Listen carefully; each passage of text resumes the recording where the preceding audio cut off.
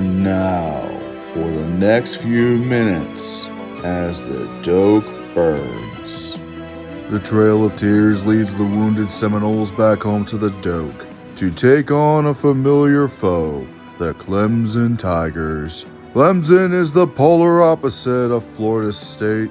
Unlike the Seminoles, who sold out on the transfer portal, Clemson is the only school in the FBS besides the military academies that does not use the portal. The Tigers have paid for this resistance to change with a downturn in success.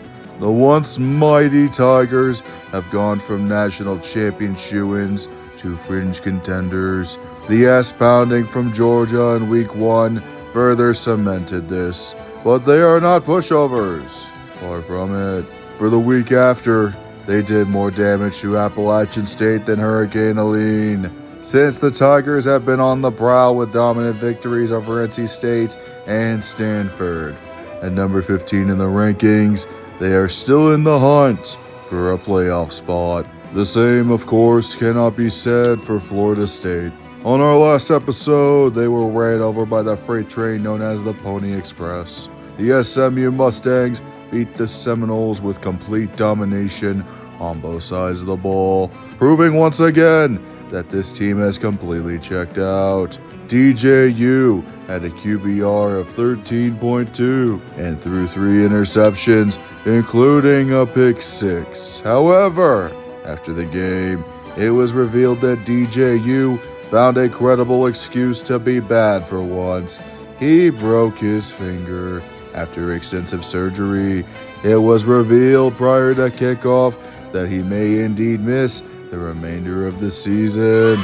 Usually this means the Seminoles would be fucked, but since DJU has been responsible for most turnovers this season, this could be the chance to have a fresh start. Coming in at 1-4, the Seminoles must start winning now if they hope to go bowling. Now starting at quarterback and carrying the hopes and dreams of a dying fan base, Brock Glenn. He came in during garbage time last week and gave the fans the opposite of hope by throwing 4 incomplete passes on 2 drives. In the Orange Bowl against Georgia last season, he went 9 for 28 with 2 interceptions. It is clear that the hopium well is extremely dry with him under center.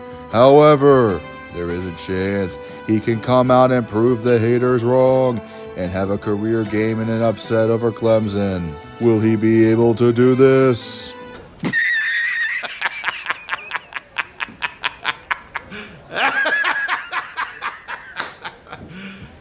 You serious? Of course not.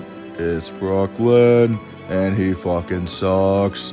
2 3-and-outs for a total of 1 yard of offense is how the game begins for the Noles. Truly a legendary start to the game for the young quarterback. How does Clemson respond to this devastating attack by the Noles? 2nd and 9 for Clemson. Klubnik with plenty of time. Found his man in the seam. It's caught. Williams, touchdown Clemson. Clemson knocks the Florida State secondary over like a couple of fucking bowling pins for a strike and waltzes into the end zone. Now it is time for Brock Glenn to step up and answer against the Tiger attack. Take a little space, and there's an interception. Picked off, Terrell. He answers by throwing a dart right at the Clemson defense in what will be the easiest interception in Avian Terrell's career. Clemson quickly marches downfield for another touchdown, and the route is already on at the end of the first quarter, exactly as expected. However, the interception apparently woke up the mediocre quarterback as he marches Florida State downfield and scores on a beautiful touchdown pass. The Seminoles are back in the game, even if it's just barely. Clemson responds by leisurely walking downfield into a field goal attempt.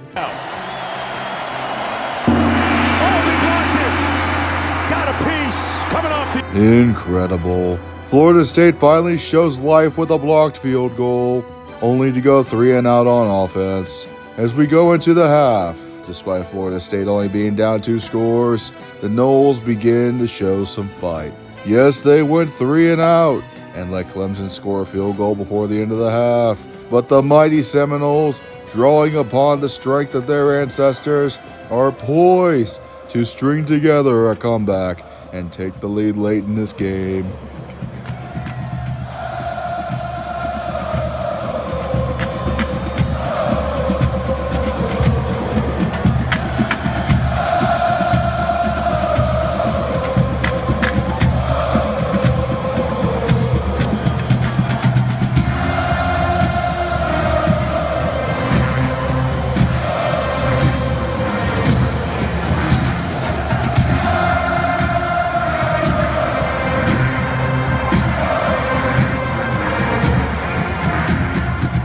The Seminoles have gained symbolic momentum by holding Clemson to field goal attempts and has even blocked 2 of said attempts.